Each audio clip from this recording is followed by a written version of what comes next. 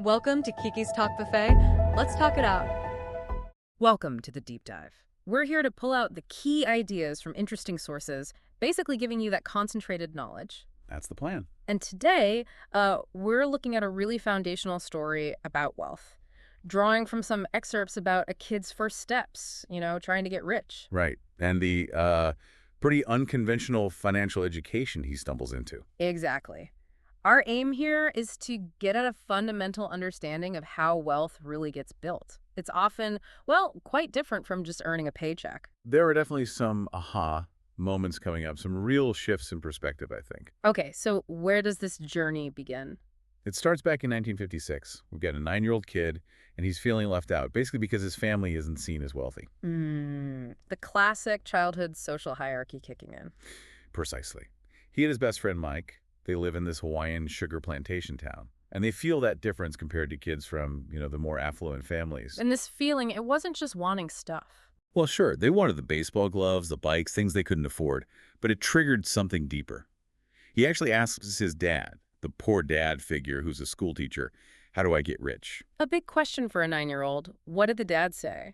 The advice was, limited. Just use your head, son. Yeah. Loving, perhaps, but not very practical for a kid wanting to make money. Right. Doesn't give you much to work with. Not really, and Yeah. it kind of highlights how, traditional paths don't always teach you about wealth building.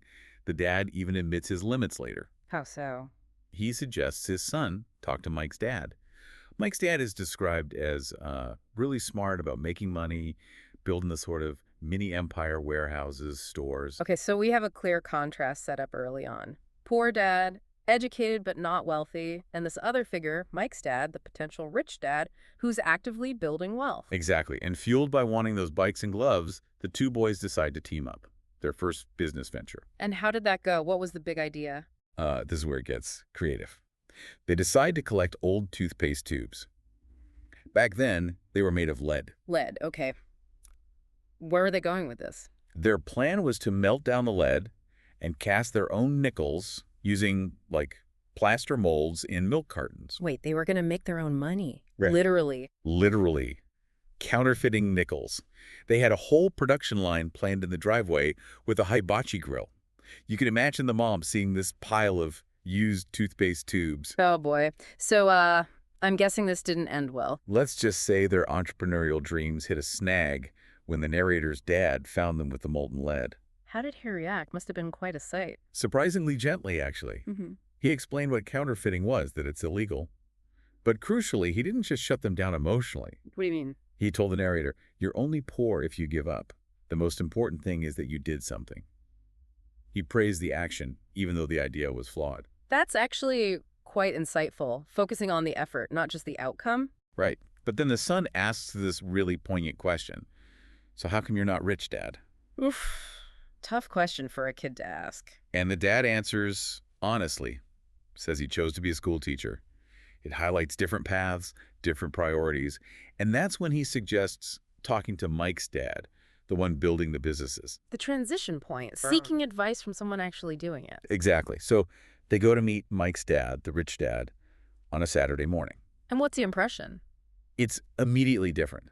First off, he's already working early on a Saturday. His house isn't flashy, but there's this constant stream of people, managers from his warehouses, restaurants, construction sites coming to him. So he's not just working in the business, he's orchestrating it. Precisely. He's overseeing a system, not just trading his time.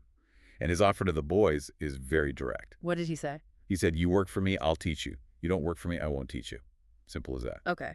And the terms, were they generous? Not exactly. Yeah. 10 cents an hour, 3 hours every Saturday. Starting right then, they had to skip their softball game. 10 cents an hour, wow. Even for 1956, that sounds low. Especially if you're dreaming of getting rich. Extremely low. And the job itself, dusting canned goods in one of his small stores, these early convenience store type places. No air conditioning, just endless dusting. Doesn't sound like a path to riches. More like tedious child labor. It felt that way to the narrator. After 3 weeks of dusting cans for 30 cents a week and not even seeing the rich dad again, he was ready to quit. Totally frustrated. I can imagine. He signed up to learn about money, not just dust cans for pennies. But then Mike reveals something interesting. He says his dad expected this.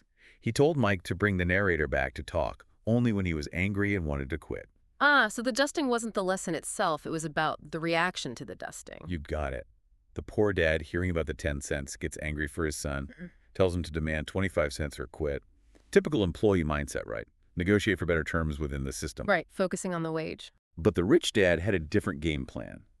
He even makes the narrator wait in line with his employees, letting that frustration simmer before they finally talk. So the confrontation happens. How does it go down? The narrator lets loose, angry, feeling cheated, accuses the rich dad of being a crook, of not teaching him anything, just exploiting him. A big emotional outburst. Huge. But the rich dad's response is unexpected. He just listens calmly and says, "Good? In less than a month, you sound like most of my employees." Wow. Okay, that reframes things completely. Totally. He wasn't the bad guy. He was observing a pattern. And then he delivers the first real lesson. He says, life is the best teacher. Most of the time, life does not talk to you. It just sort of pushes you around. Pushes you around. Yeah. Each push is life saying, wake up. There's something I want you to learn.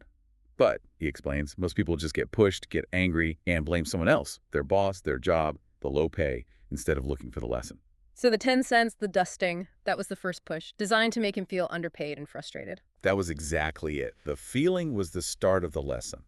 And then the rich dad drops the next bombshell. He tells them they need to learn not to work for money. Okay, how does that work? He explains the 10 cents was just a taste of life, what it feels like working just for that paycheck. And to really learn the alternative, he says, now, you're going to work for me for free. For free? Okay. After complaining about 10 cents an hour? That must have sounded insane. Completely nuts to the narrator. But the rich dad's logic was, if you want to learn to not work for money, the first step is, well, not working for money for me. Counterintuitive. Very. He points to his own employees, even the poor dad, saying they earn money but are often trapped by bills and debt because they only know how to work for it. Which leads to the big takeaway. Lesson number 1. The poor and the middle class work for money. The rich have money, work for them. That's the fundamental difference he's trying to teach. A massive difference in perspective from the poor dad's advice of get a secure job. Huge. One is about security within the system. The other is about understanding and mastering the system itself. Rich Dad even points out that anger, the narrator's frustration, is actually good. It shows passion, which is needed for learning. Interesting take on anger. And he mentioned fear, too. Yes, he talks about how the fear of not having money drives people to take jobs and accept low pay. He says they essentially exploit themselves because of that fear. So it's not just the employer, it's the employee's own fear trapping them. That's his point. And just giving someone more money doesn't fix it if they don't have the financial education. They just find new ways to spend it and stay in the same cycle. Which sounds a lot like the rat race. Exactly what he calls it. Yeah. And to illustrate the pull of just working for money, he tests the narrator again. He starts offering him raises. First 25 cents an hour. Okay, bit better. Then $1 an hour. For a 9-year-old in 1956, that's starting to sound really good. Yeah, that's significant money back then. Then $2 an hour. The narrator feels that pull, that desire. Yep. Then $5 an hour. He almost caves. $5 an hour. Wow. But he didn't take it. He hesitated. Something felt off. He realized he was falling back into just wanting the money, just like the rich dad warned about. So the rich dad was showing him the trap in real time. Precisely. He explains how 2 emotions rule most people's financial lives. Fear, the fear of being without money and greed, or desire wanting all the things money can buy. That cycle, get up, go to work, pay bills, repeat, that's the rat race, driven by fear and desire. And it's not just about being poor. No, he says even rich people can be trapped by fear, the fear of losing it all. The key isn't more money necessarily, it's breaking free from being controlled by those emotions. How do you do that? By learning to think. Observe your emotions, the fear, the desire, but don't react from them. Ask questions instead of just accepting assumptions. He calls reacting emotionally emotion thinking. So instead of, I need a raise because I'm scared of bills, it's more like, okay, I feel scared. Is working harder at this job the only solution, or is there another way? Exactly. Use your head, not just your gut reaction. He points out that the rich make money. They don't primarily work for it in the traditional sense. Money becomes like this illusion, this carrot dangled in front of a donkey, kept just out of reach by fear and greed. And ignorance about how money works keeps people chasing it. Right. He criticizes schools for just teaching people how to work for money. maybe becoming good employees or specialists, but not how money itself works. Even business schools, he says, often just train efficient bean counters, not true wealth creators. So the first step out of the rat race is thinking independently about money, separating emotion from reason. That's the foundation. So he tells the boys, keep working Saturdays, still for free, but start using your heads. Look for opportunities to make money without working for him or anyone else for a wage. Okay, so the challenge is set. What did they come up with? They kept dusting the cans, but now they were observing, thinking, and they noticed something. The store manager, a Mrs. Martin, would tear the front covers off unsold comic books to return for credit, and then she'd just discard the rest of the comic. Ah, interesting. Waste material. Potential resource. They asked the distributor if they could have the old comics, promising not to resell them. He said sure. So what did they do with a pile of old, coverless comics? They opened a library in Mike's empty basement room. They cleaned it up, organized hundreds of these comics, and opened it to neighborhood kids. A comic book library. Brilliant. What was the business model? Simple. Admission was 10 cents per person. Kids could come in and read as many comics as they wanted for 2 hours. 10 cents admission. That's the same as their old wage, but now they're charging it. Exactly. And it worked. They averaged $9.50 per week over 3 months. $9.50 a week. That's way more than the 30 cents they were making dusting cans. Significantly more. And here's the crucial part. They even hired Mike's younger sister as the librarian, paying her $1 a week. So the library operated, and they made money, even when they weren't physically there. Their money, or rather their asset, that library was working for them. Bingo. That's lesson number 1 in action. They created a system that generated income independent of their direct labor. So the rich dad must have been pleased. He was thrilled. The library eventually got shut down after some fight broke out, and that was the end of their Saturday work, too. But the rich dad wasn't bothered about the library closing. He was excited they'd learned the lesson. They figured out how to make money work for them. Wow, what a practical, if unconventional way to learn such a fundamental concept. It really sinks in differently when you live it, doesn't it? Absolutely. So wrapping up this deep dive, that core distinction seems to be everything. Working for money versus having money work for you. It's a fundamental mindset shift. This story really shows that first crucial step, understanding that difference. And that aha moment, realizing the unpaid work wasn't punishment, but a catalyst. It forced them to get creative, to spot that comic book opportunity they might have otherwise missed. Right. If they'd just gotten the raise, they might still be dusting cans, metaphorically speaking. So for you listening, it's worth reflecting. How much is your relationship with work about the paycheck itself versus building something, an asset that could generate income? Are fear and desire driving your financial bus? Or are you stepping back, observing, and thinking critically about the pushes life gives you?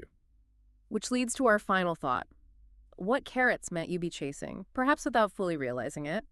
And by focusing only on that next paycheck, what opportunities to make your money work for you might you be overlooking? Something to think about. How can you create your own comic book library, whatever form that might take? Definitely food for thought. Thanks for joining us on this deep dive into these early, powerful lessons on wealth. Glad to explore it. Every topic's got a taste, so like, share, and subscribe now. Your next plate's coming soon.